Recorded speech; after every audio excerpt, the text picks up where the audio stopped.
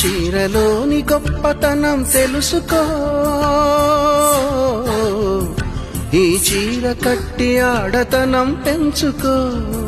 సింగారమనే దారంతో చేసింది చీర, ఆనందమనే రంగులనే అద్దింది చీర, మమకారమనే మగ్గంపై నేసింది చీర. చీరలోని గొప్పతనం తెలుసుకో, ఈ చీర కట్టి ఆడతనం పెంచుకో.